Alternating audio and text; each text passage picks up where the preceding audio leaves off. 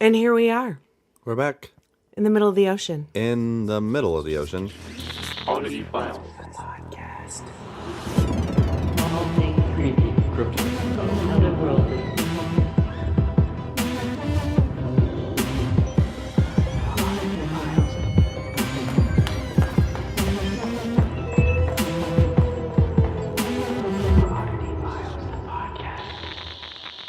What's that Hawaii song? Da da da da. But we're going to the Bahamas? I'm just thinking of the Moana song. I've never seen Moana. What? Well, I honestly think you would really like Moana. it took me forever to watch Frozen. There's And like I fucking love Frozen. a creepy villain in Moana, and like I feel like you'd really like it. What is your favorite Disney villain? Villain? That's not easy. I know, they're all amazing. So my favorite Disney movie still to this day is Lion King. But Scar's not my favorite villain, Yeah. if that makes sense. Yeah. Totally. I don't know why. Who's yours? Maleficent? Is she a villain? She's a villain. Yes, she is. But my favorite Disney animated movie villain is Ursula from Little Mermaid. Ursula's great. Ursula is amazing. Gosh, that's. I need time to prepare. Sorry. Oh, this is Oddity Files, The, the podcast. at sea. And see, we're looking for Ursula. That would be awesome. We are. Yes. We've got all our underwater equipment with us. Not really. I will follow up next week with my favorite Disney villain because Unacceptable. that is. not That's easy. like such an important personality trait. I feel like you should just be able to rattle that off. You would think. There are just so many. Well, like I said, I know what my favorite Disney movie is. Right. I can't pick a favorite Disney movie. I really can't. As I'm putting my evil queen crown on.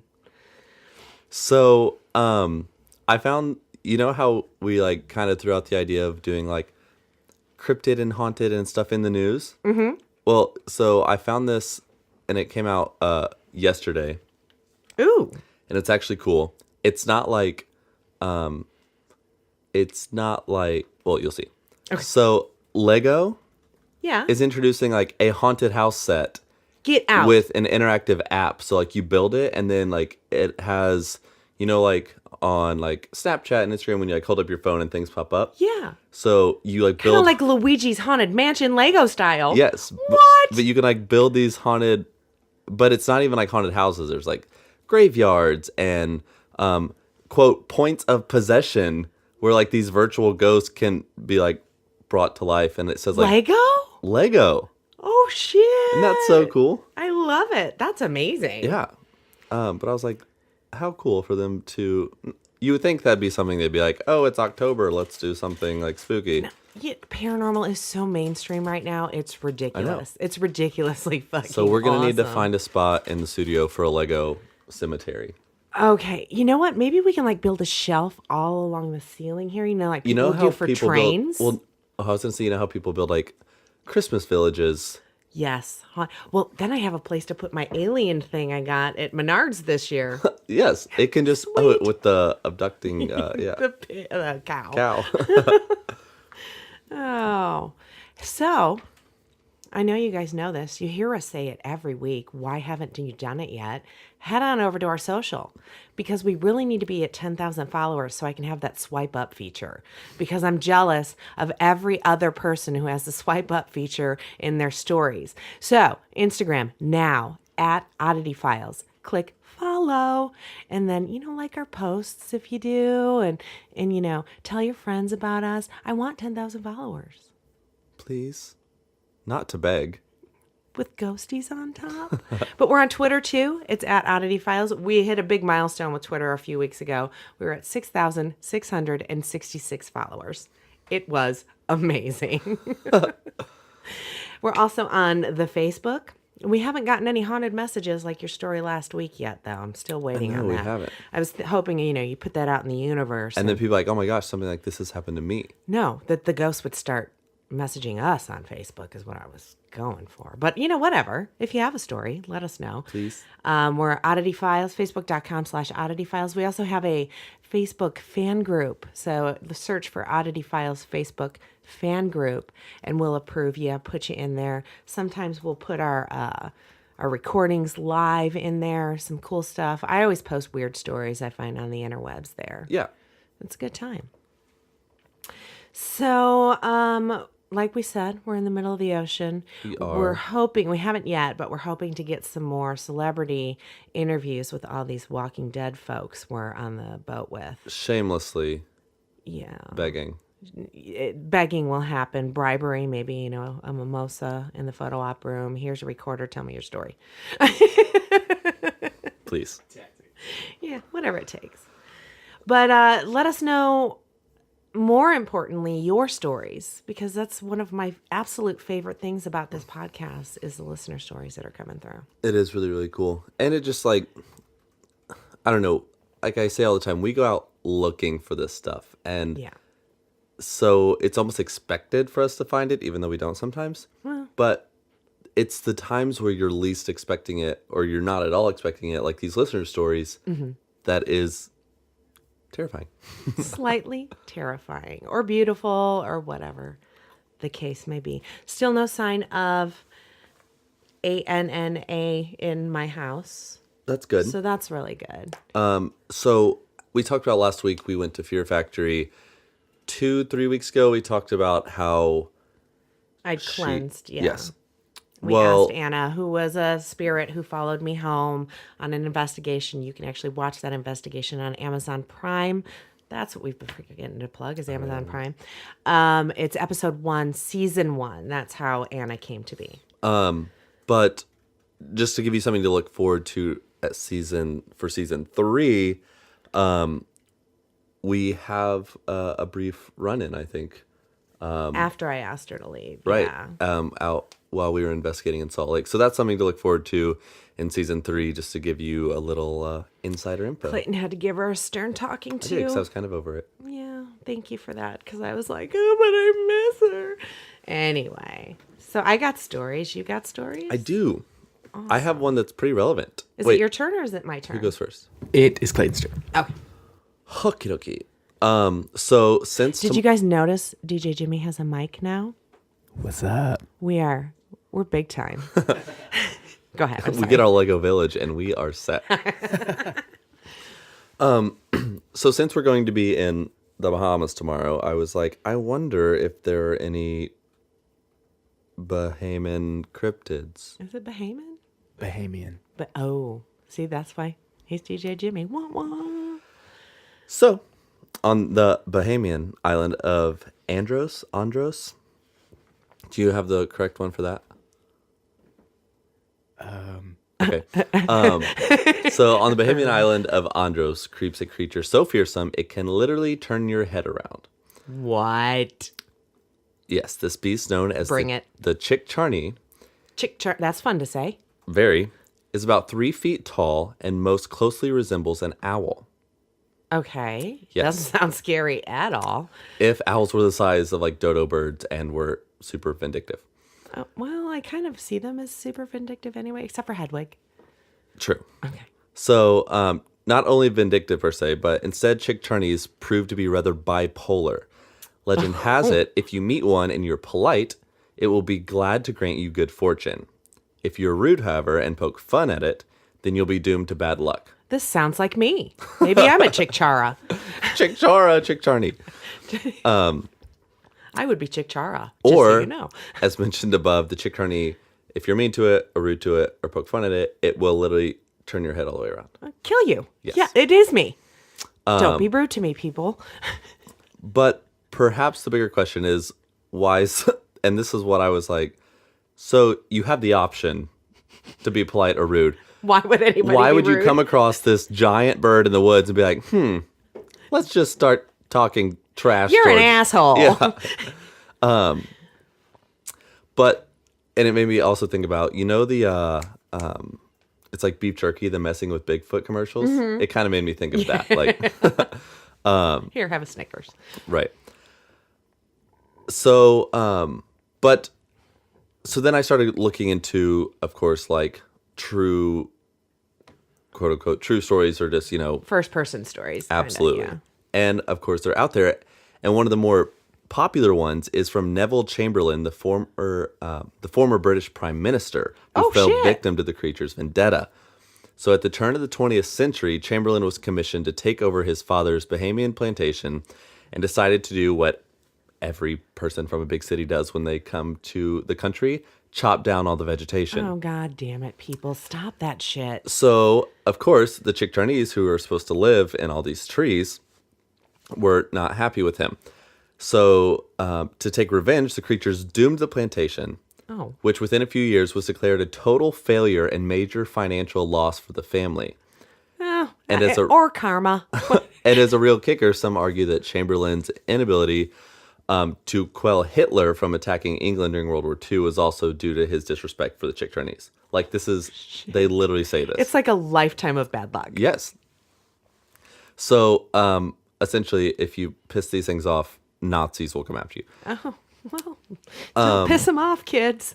So, the story of the Chickcharney, it's pretty certain originates with a type of flightless burrowing owl that used to live on Andros. Okay. The species known as Titopolins matched the overall description of the Chickcharney and cohabited with settlers for many years until the forests were completely decimated by newcomers. This supposedly sent Titopolins into extinction sometime in the 16th century. So these things come back and it's revenge. Right, but it's like these Titopolins were actual birds, Right, and they're right, like right. 3-foot tall owls with like Maybe they're the spirits of these birds that really died. maybe. Holy shit. Look at what I just did Right. there. So this is the funny part. They have 3 toes on each foot and 3 fingers on each hand. Fingers? Fingers, as well as fingers. Oh, like, that's the creepiest part. I'm not gonna lie. Right. And they have a tail that's capable of grabbing things. Something. Oh no, that's creepier. It's very creepy.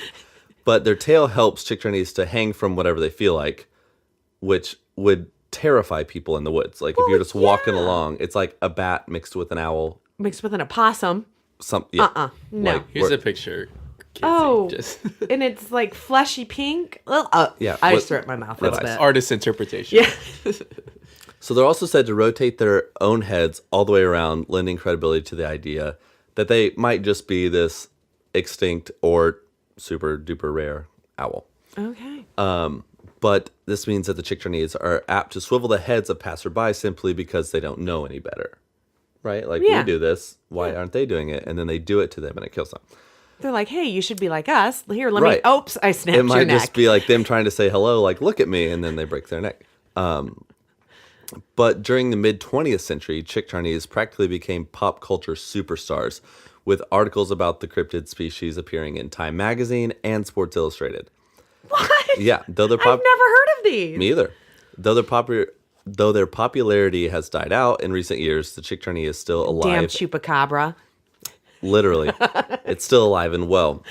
But because personally, I don't want like the ship to sink, I'm going to say they sound like phenomenal animals. They are beautiful. and I send them best wishes. And if I see one tomorrow, I will. I'll give it money. I'll turn my own head around. Don't worry. And yes, I'll like give you a mouse to eat or something. I'll give you a high five with your fingers. No, you won't. Oh. But I was like, it's interesting to come across something that actually was an animal at some point in time. Yeah. That now has developed into a cryptid of sorts. Yeah, I'm going with it's the ghost of those. I know. And this time, Should we it's go revenge. Chickcharney hunting while we're there? Let's do it. Get some binoculars. Yeah. Well, Carter's on the cruise with us. Let's just do it. And if I turn around and your head's all the way around, I'll just start saying a lot of really nice things. Fuck you, Kitsie. You're dead. But God, you are an attractive owl. You are the best looking isn't it owl funny? I've ever seen in my They're life. probably just so lonely that when they see people, they're like, hey, Hey, look at me. I missed people. broken neck. That's very interesting. Yeah. I can't believe I've not heard that before. So I almost did, again, I was looking for stuff based in the Bahamas. And when Christopher Columbus came over, he has, like, like recorded diary entries that people still have, like in museums, I'm assuming, where when they got to one of the islands that he like fought this serpent and like skinned it, and then the next day a captain of one of his other ships had to fight another serpent that was even bigger, and they skinned that one. But these giant snakes like today aren't in that area. Okay. But researchers went back, and terminology back then, serpent could be snake, lizard, alligator, anything. And someone actually came across like the remains and ruins of one of the places that they settled. And in that area, they found the skeleton and like remains of a 6.5 foot alligator. So they just, shit. they assumed it was that an in the diary entries, they were talking about alligators because, they don't come across those in England. Well, sometimes, stuff gets lost in translation. Right. But I was like, whoa, scary serpent beings in the Bahamas. No. Fucking ginormous. Oh, that was good. I like that. I respect said owls, whose name I've already forgotten. Chickcharney. Thank you. Yes, I respect the shit out of them. And, Chickcharney power to the people. We should get shirts. We should. Chickcharney 2020. Yeah, for sure. I do have an excellent, probably the most excellent haunting for the 13th episode. It is the Ted Bundy haunting. Huh. Haunting. Okay. So this was recently in the news as well. And because, I'm timely like that. But now that the entire country, including myself, has jumped on the true crime bandwagon, I won't mention any podcast names, and the recent release of the Ted Bundy documentary on Netflix, which I loved, but meh. Of course, stories of Ted Bundy would surface, and boy, oh boy, have they. I ran a Google search on Ted Bundy hauntings. I was actually looking for hauntings of the victims, but apparently good old Ted is haunting a house in Washington State. Every news station in the country picked up on this story as well. So, you got to love our fellow weirdos out there that are falling for this story. I'm kind of hoping it's real. So if anybody hasn't heard of Ted Bundy, he was a psychopathic, narcissistic, necrophiliac serial killer in the 70s. He claims to have killed 30 women in his reign of terror, but many people believed he killed many, many more. Bundy had one hell of a childhood, as you can imagine. Most of his life, he thought his mother was his sister, and his grandpa, who Bundy actually thought was his dad, was said to be pretty abusive. But after that cat was let out of the bag, his sister/mom was really his birth mother. Boy, that was confusing. So after the cat was let out of the bag, that his sister, but was really his mom who gave birth to him. What? And that they had no idea who the father was. His newly married sister mom and her new husband moved Ted to the Pacific Northwest. Sister mom. That'll be a thing. Tacoma, Washington, to be exact. And the house still stands. Of course, Ted is long gone, being fried in the electric chair as he fucking should have been. But these days, the world has gone house flipping crazy, as Clayton and DJ Jimmy know all too well. And the house that Bundy grew up in got all caught up in this craze as well. When the investor, David Turong, purchased his house, he didn't even know that it was the infamous Bundy house. He just saw the 1,400 square foot home as a great opportunity to cash in on the real estate boom. So construction began, led by Casey Clopton, the contractor, and so did the weird shit that no one could explain. It started out with cell phones of the contractors draining within minutes of entering the home. I mean, every single one of them. They'd walk in, phones dead. But that's almost easy to write off because cell phones are cell phones. Right. Absolutely. But as the construction continues, the crew members notice the word leave written in the sheetrock dust in the middle of one of the rooms when they left for the evening after locking up. And get this, there were no footprints anywhere in the room. So how did it get ridden into the dust? Maybe somebody's got some time on their hands. I don't know. The contractors were starting to get a little freaked out, and this just kept getting worse. Heavy furniture that was wedged into a wall fell over while the entire crew was in the basement. The crew said it would take a very large man to pull that specific piece out and throw it on the floor. In another instance, the contractor and crew left for the evening. The house was locked up tight. They came back the next morning, and all the cabinets and drawers were open in the kitchen on their own. The contractors also claimed that their tools would become unplugged on their own all the time. The contractor finally reached out to other neighbors in the area to see if there were any break-ins, and upon chatting with the friendly neighborhood folks, he then finds out that this was the childhood home of Ted Bundy. Whoa. Well, that was enough for him. He then contacts a local pastor to find out how to get these shenanigans to stop. The pastor came in, he blessed the home. He encouraged the crew to play Christian music while they were working in the house. You know, none of that Satan shit. And the crew even wrote Bible verses on the walls before painting over them.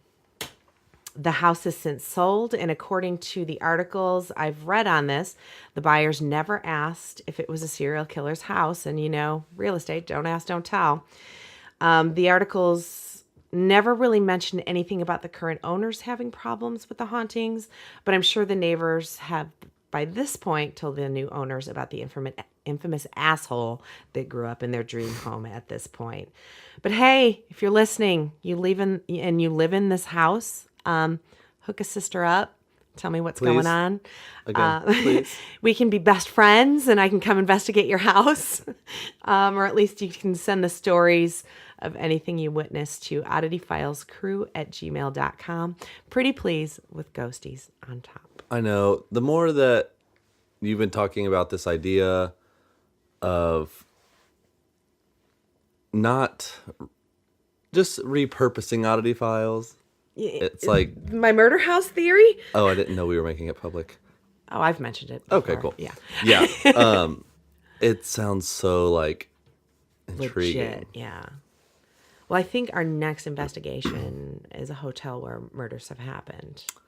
Ooh. Yeah. So that could be interesting. It could be very interesting. All right, so we actually got a listener story from our friend Jim. He actually joined us on our public investigation at Revenant Acres not too long ago. When was that? It was probably 6 months ago at this Okay, point. well, half a year Sorry, ago. I'm eating M&Ms. But yeah, he submitted this. So he says, "Hi, Oddity Files crew. When I was in my mid-20s and fresh out of the Army, I returned to my hometown in rural northeastern Maryland. I had a friend, John, who opened a bar and restaurant in a very old building. It dates back to the pre-Revolutionary War in our hometown. Wow. Cool. This building had been many other things over the centuries and was recently a country store. But in the 1920s and 30s, it was an inn and brothel. Ooh. There are pictures in the current bar from that era, and in those photos is the madam of the house. She is most important to this story because she haunts the bar to this day, confirmed by several psychics. Those bitches got shit done. Power to the madams. Also, I feel like every building that is still up that is that old at some point was a brothel.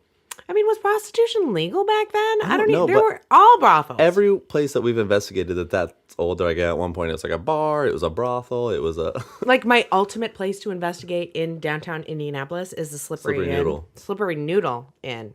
And it was a brothel. Of course it was. Yeah. So there was a client of the brothel that owed her some money that she was eager to collect. Like I said, bitches get shit done.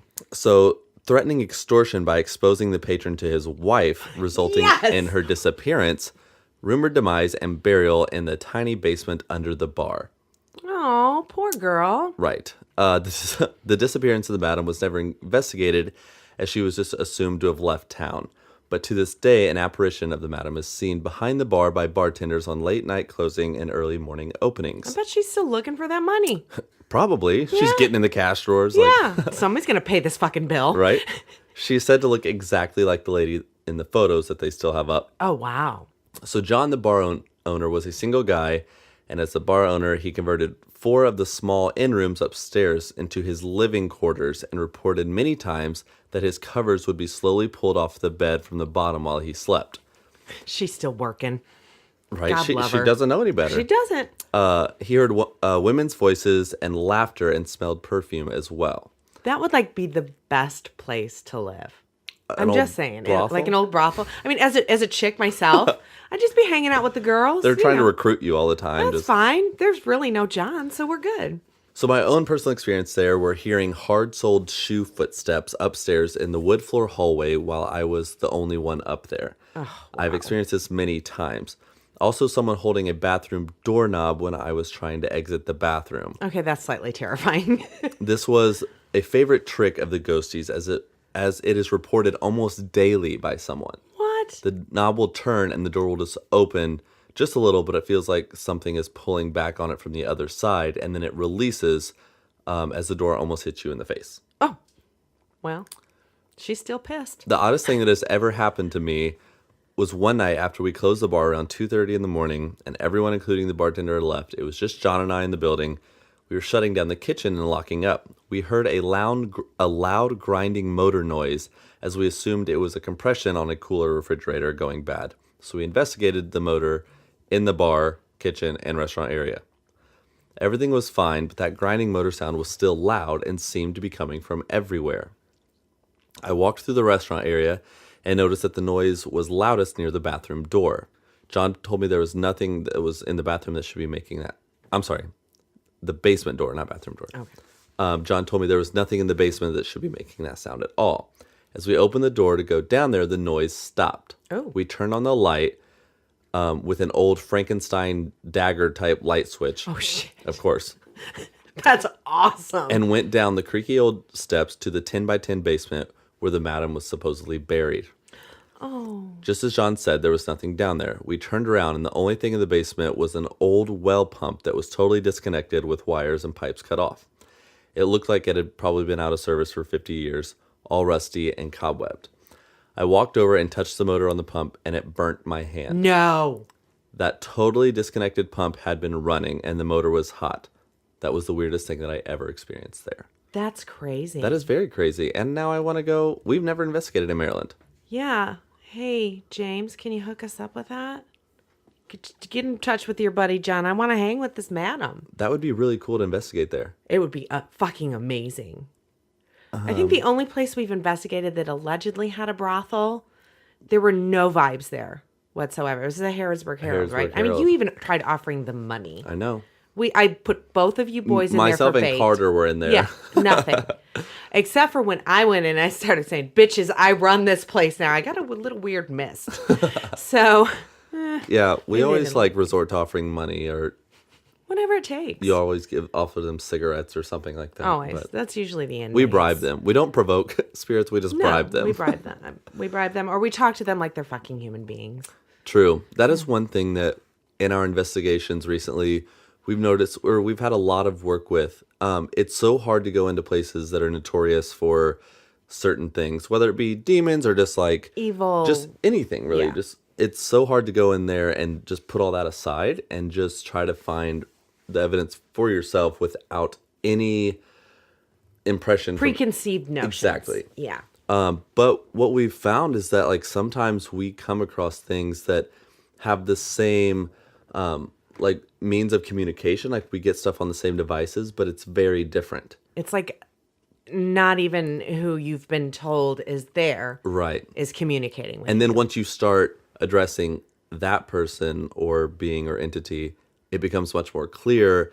And like they're finally saying, oh, thank you. Someone's actually hearing me and not Yeah. making me out to be this terrible person. So any ghost hunters out there, guys, just please stop yelling at the spirits. And just keep your mind open. You know, not and every talk to them like they were humans at one point. They were. Talk to them like that one guy. I keep bringing this up lately. I don't know why. That one review on Amazon. Well, if she'd stop calling the ghost honey and sweetie, that's how I talk to fucking people. Right. If you don't fucking like it, don't watch the fucking show. We'll insert. But a I would couple- netle never talk to a ghost like that. We'll insert a But couple beeps there, just for. No, fuck him. And then the other guy. She's It's so part of fucking getting overdramatic. reviewed. You're gonna get good and bad, and guess what? You know what? But I have a voice, so I'm gonna call that fucker out. Fuck him. Oh Lord, here we go. I'm flipping you off, even though you can't see it. Moving on. Sorry, I'm a little moody today.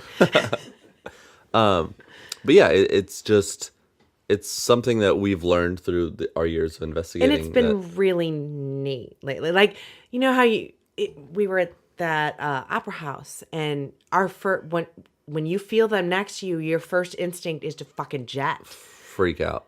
But I myself have tried to just calm down and go with the flow. At one point, I'm like, Clayton, remember, they're not going to hurt you. Don't run. Because you started to get up out of those theater chairs. I'm like, just hold on. When I was, it's a spoiler that's for season 3, and it's hard not to talk about. I know. But yeah, it's something happened to me, and it really caught me off guard, and like I could physically feel the energy being like pulled out of me. Yeah.